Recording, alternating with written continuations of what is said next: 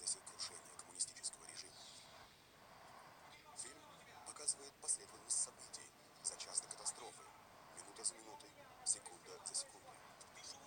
Вы увидите ее глазами людей, непосредственно участвовавших в этой трагедии.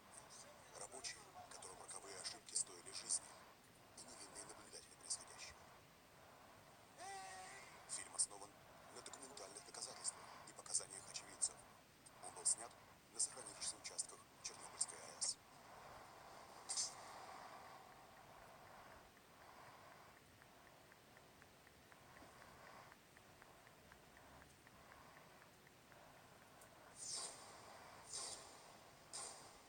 Помещение пульта управления 4-м энергоблоком ЧАЭС.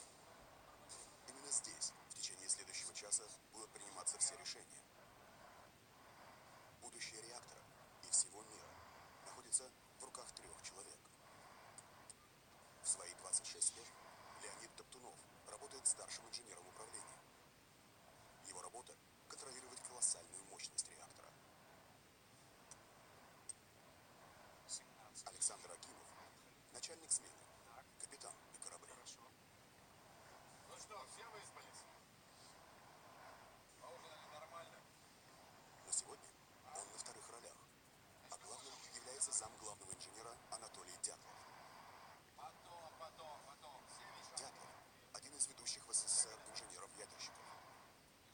Это сильный человек, управляющий грозной системой.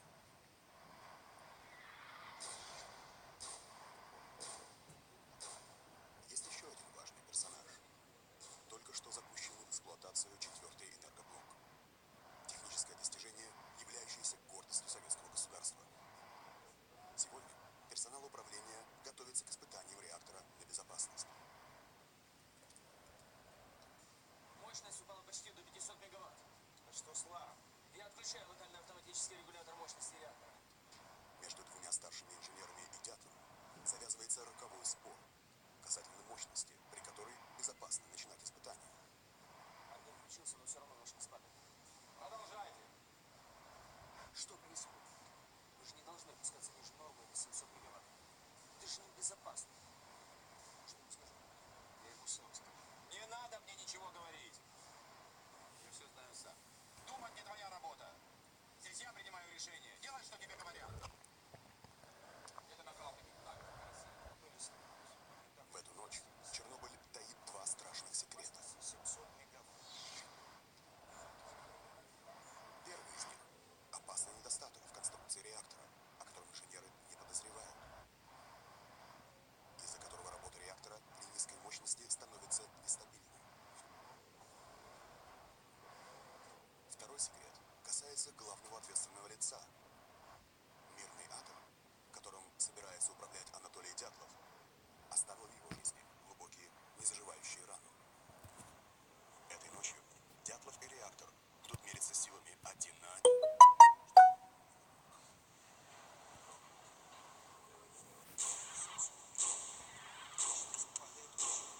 31 минута первого.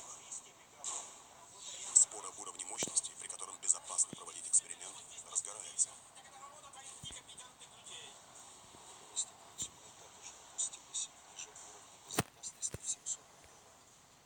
Мощность падает очень быстро. Единственное, что здесь нестабильно, так это работа твоих некомпетентных людей. Эксперимент выполнялся по требованию Министерства атомной энергетики в атмосфере существовавшего в эпоху Холодной войны страха возможного нападения на СССР. За несколько лет до этого израильские самолеты уничтожили построенный Советским Союзом реактор в Ираке. Советские власти стали требовать испытания реакторов для оценки последствий возможного нападения противника и отключения электропитания. Зам главного инженера Анатолий Дятлов намеренно игнорирует указания свыше по порядку проведения испытаний. Согласно указаниям, в начале испытания мощность реактора должна быть 750 мегаватт. Дятлов хочет провести испытание, но при двустороннем плане, чтобы сохранить охлаждающую воду, которая предотвращает перегрев реактора. Он считает, что риск небольшой.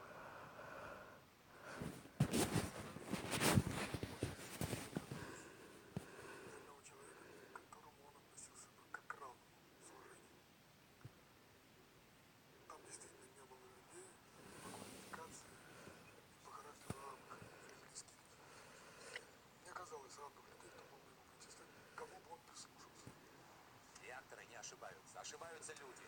Давайте за работу. Но Дятлов не рассудный человек.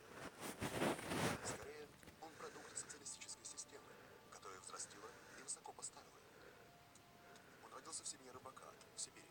В 14 лет убежал из дома. Несмотря на такое начало, он выбился в инженер. Он партийный человек, который старается следовать правилам, но понимает, что в атомной энергетике свод правил и реальность зачастую противоречат друг другу. Чтобы сделать дело, иногда приходится срезать углы и хитрить.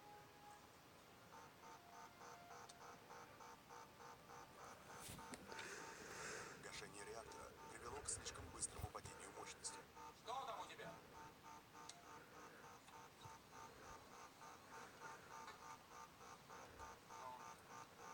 Мощность быстро падает. Ты что натворил, идиот? Что ты наделал? Ты же мощность упустил. Ты же руки из задницы растут. Да помоги мне. Успокойся.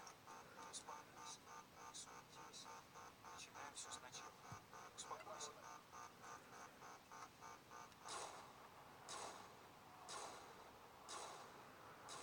В 1,5 километрах от Чернобыля расположен город Припять. Все его жители работают на электростанции.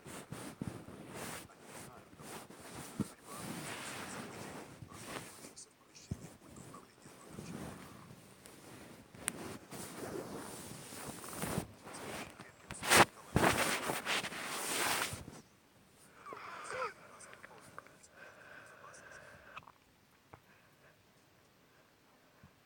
совсем неподалеку не спит Наташа Юрченко. Ее двухлетний сынишка Кирилл не дает ей сомкнуть глаз.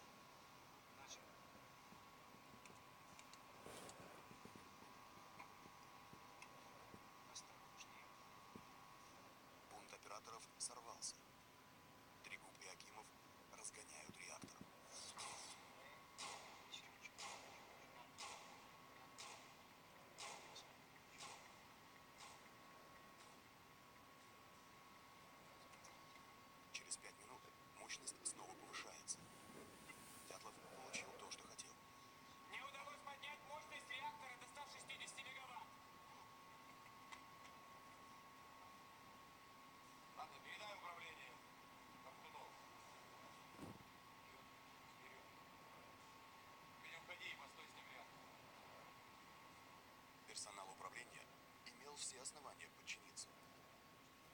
Работа инженера АЭС престижна и хорошо оплачивается. Они и их семьи живут в соседнем городке Припяти. В магазинах все есть. Построены новые школы, есть парк с аттракционами.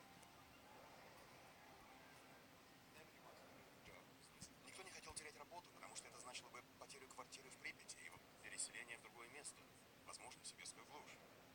Боязнь увольнения не дала им настоять на своей правоте, когда они поняли, что их действия